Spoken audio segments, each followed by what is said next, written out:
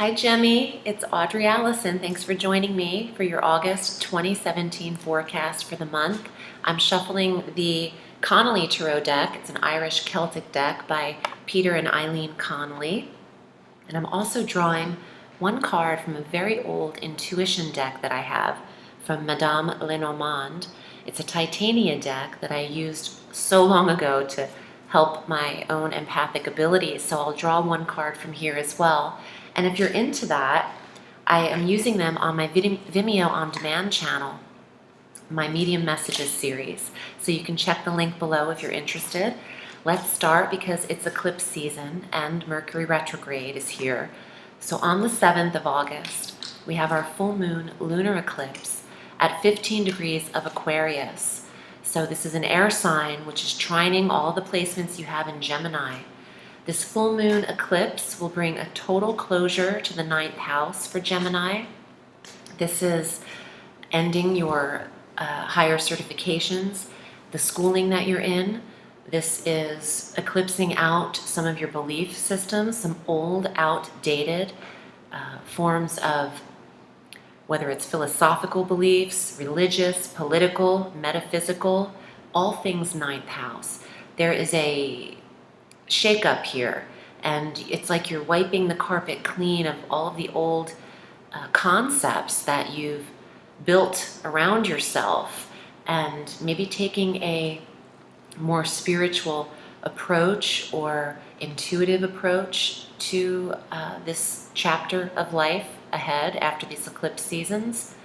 So there is closure, and some of you are finishing travel, long distance travel, and returning at that time.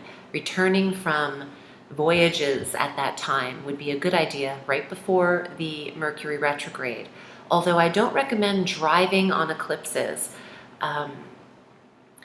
It's kind of like your subconscious mind really goes inward. You are out of your mind during an eclipse because we are eclipsed as human beings. The sun and the moon govern us in very powerful ways. We are made of that energy, of that stardust, the cosmic energy. So eclipse period is a time to really kind of lay low on that day or a couple of days before or after. Some of you, though, are coming back from trips around that time. On the 12th, your ruling planet Mercury goes retrograde at 11 degrees of Virgo, and then goes direct at 28 degrees of Leo on September 5th. So the retrograde is starting in your 4th house of environment and foundation and home, and the sector of your roots, your maternal energy, the 4th house. Mercury retrograde for Gemini is always a tongue twister. I'm starting to actually feel the effects now, and I'm recording these 3 weeks prior, or 4 weeks prior. So it affects Gemini and Virgo the most, a Mercury retrograde. So you can expect normal glitches and smaller technologies or even larger technologies going on the fritz.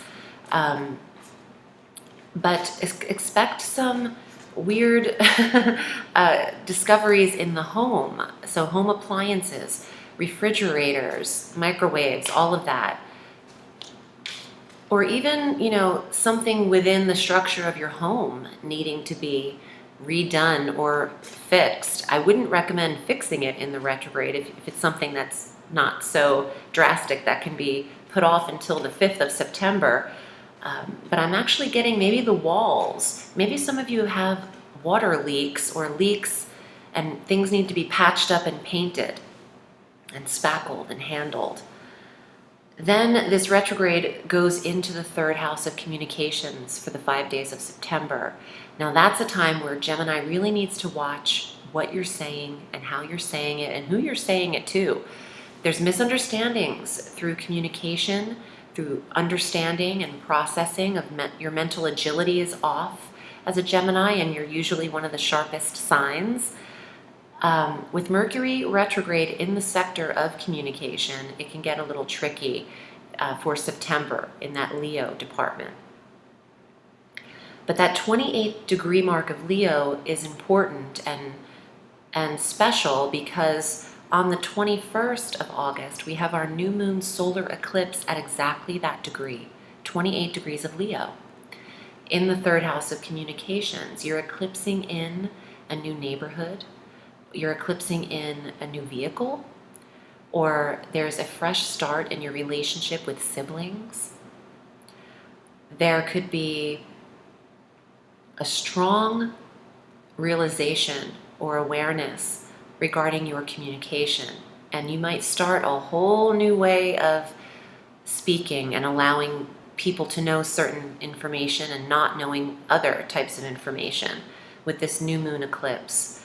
I really feel like this is about a fresh start in a new area, and your mode of transportation could be highlighted here. It's not the best time to buy a car. You could shop for one beautifully, reviewing the vehicle and the transportation, and then purchasing the whip or the ride when Mercury goes direct, September 5th. This eclipse might actually see someone hand over a vehicle to you, like a gift. Something can be eclipsed in that you didn't even plan. Oh, I just dropped this card, and it's the Ace of Cups, like a yes. We'll put it back in the deck though and see what else comes up later. On the 22nd, the Sun enters Virgo. So this fourth house where Mercury is beginning the retrograde will be conjunct the Sun, Mercury, and you could see a beautiful connection with the mother figure at this time.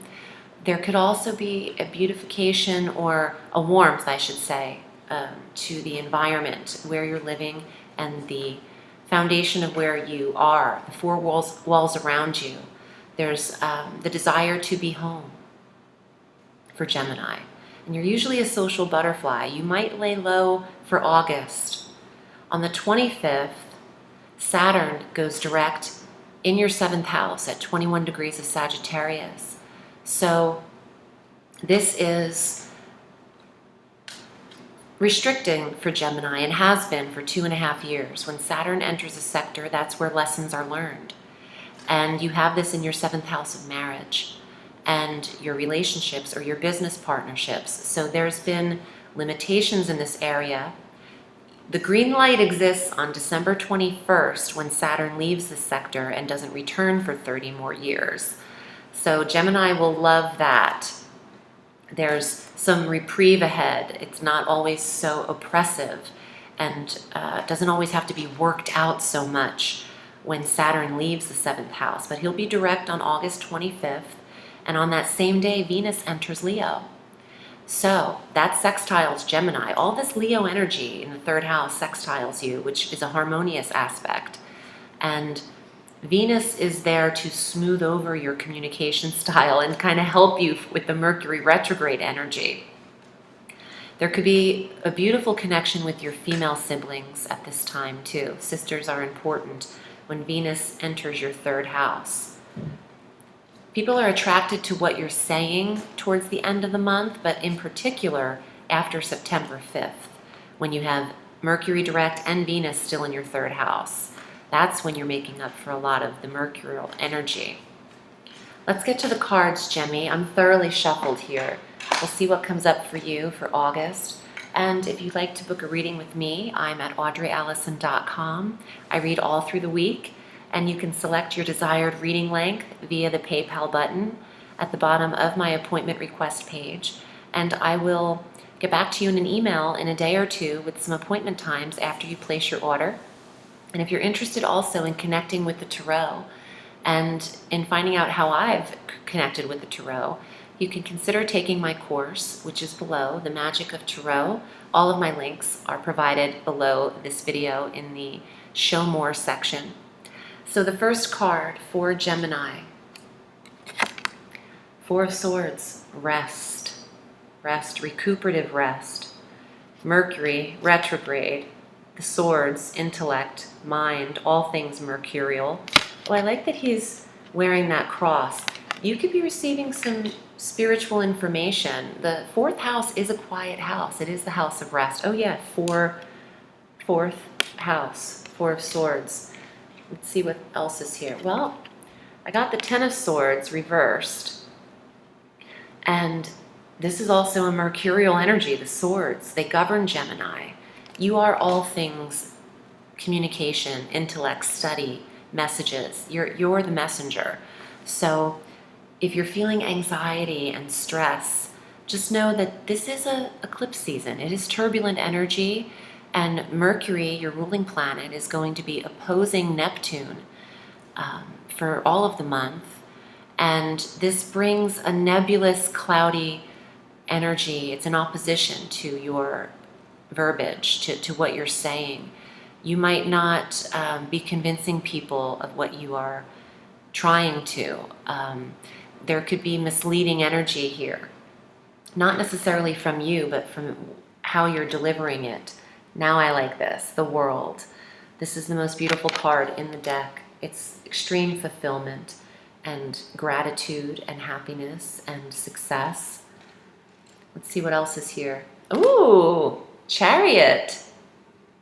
Victory. Wow. Ending on these two major arcana cards. This is spectacular energy, Gemini, for achieving your goals, for pushing forward nonetheless, and attaining your goal in the 10th house or your midheaven, your accomplishments, success. Full speed ahead is the Chariot. And, the Chariot is the vehicle, and the third house of the vehicle and the ride is what I was getting here for a second. So some of you are getting new vehicles. You have one more card, actually. Oh, Four of Coins. Stability, savings. Oh yeah, 4 and 4. Fourth house. Oop, dropped another card. I'm clumsy. I'm clumsy today. Fourth and fourth, rest and savings and earnings. Feeling stable and comfortable is the Four of Coins. Maybe you are connecting at home, Gemini. It's your time to retreat a little bit in the retrograde. Don't push too much. Let's pull an intuitive card for you. I love the World next to the Chariot, though. That is some powerful energy, and it is successful. Ooh, you got 2 cards. All right, look at that. Yeah, don't travel too much, Gemini. Gosh, that's weird. This is the first reading I pulled, too. Oh, and it makes sense, Gemini. The duality. Okay, so I just wanted to show you both of these since 2 of them came out. This is strife and stress. This is travel. So there will be, if you're traveling in the retrograde, expect delays and some BS here with not getting things right. Booking and seat numbers, and there's time changes and all things like that. Some of you might be missing meetings because you're not getting the time change accurate in some travel. There is stress around travel, and in eclipse season, global stress is no exception. There will be some worldly eclipsed energy, whether that come in the form of karma, natural disasters, which is basically what karma can be, or this could apply to what is happening in the world politically. So, it is a stressful time overall on a global level, and without getting too political, you would be best to really focus on your spiritual beliefs and maybe practice the 9th house of meditation and prayer and Reiki and healing and yoga and all things calming to maybe help get over some of this anxiety that surrounds Gemmy. We run high. We are nervous people. We are high strung. I get it. And we have a nervous energy anyway. It doesn't help when every time you turn on the news, there's just this crazy thing going on, or, your phone CNN updates are getting more and more ludicrous every day. So I get it. Gemini is feeling this worldly energy. But again, what happens after the World is the Chariot, and that is the highest success card and victorious card in the tarot. So I hope that is helpful to you, and I'm wishing you a beautiful August, Gemini. Remember, the sky is limitless, so reach for the stars.